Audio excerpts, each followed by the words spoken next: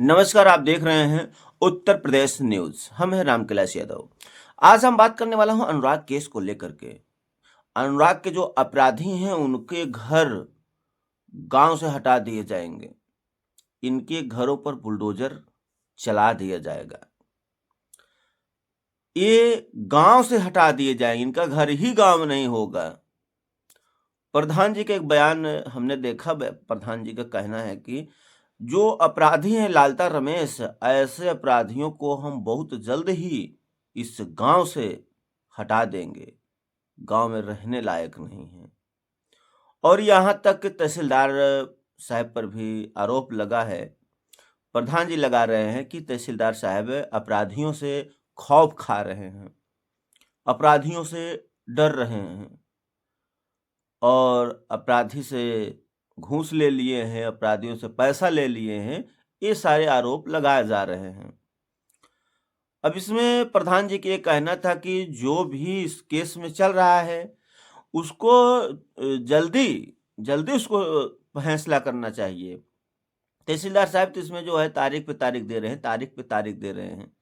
समय को बढ़ाया जा रहा है और इसमें तो तहसीलदार साहब को चाहिए कि इसकी प्रक्रिया जल्दी से जल्दी पूरी की जाए और तेजी गति से पूरी करें।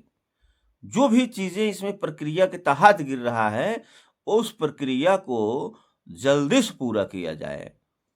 जैसे जिसका जिसका बयान है उसे पहले बताया जाए। वैसे प्रधान जी का ये भी कहना था कि तहसीलदार साहब इसे जल्दी खत्म नहीं करना चाहते। इस केस को वो लंबा लंबा जो है खींचना चाहते हैं। अगर ये खत्म करना चाहते हैं तो उसमें करते क्या कि जिससे जरूरत है, जैसे लेखपाल साहब को बयान लगना है, उनकी जरूरत है तो उनको फोन करके बताना चाहिए। उनको फोन करके नहीं बताते। बताते कब हैं? तत्काल में, जब उन्हें जरूरत पड़ती है कि हाँ अभी बयान होना है, उस समय बुलाया जाता है।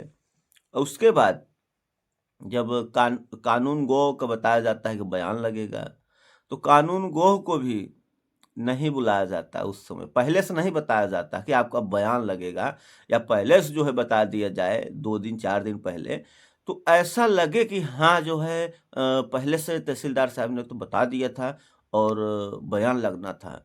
तो इसमें जो है इसी सारी चीज़ों को देखते हुए अब जिसकी ज़रूरत पड़ रही है उसे सुबह बताया जा रहा है, तत्काल बताया जा रहा है। यानी कि जिस दिन आज उसकी जिसका बयान लगना है आज उसको बताया जा रहा है, तत्काल में बताया जा रहा है। तो इसमें कहीं न कहीं ऐसा प्रधान जी को लग रहा है कि इसमें टाल-मटोल किया जा रहा है। बहरहाल जो अपराधी हैं उनके घर पे तो बुलडोज़र चलना तय है। उनके घरों को तो कोई नहीं बचा सकता। आज नहीं चलेगा तो कल बुलडोज़र चलना तय है।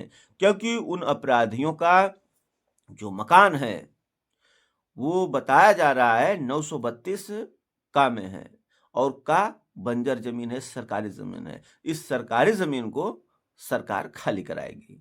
आज नहीं कराएगी तो कल कराएगी और ये यहाँ से हटेंगे जो कब्जा कर रखे हैं सरकारी ज़मीन को। तो इस पर आपकी क्या प्रतिक्रिया है? अपनी राय ज़रूर दीजिएगा। क्या प्रधान जी सही हैं अपनी जगह पर?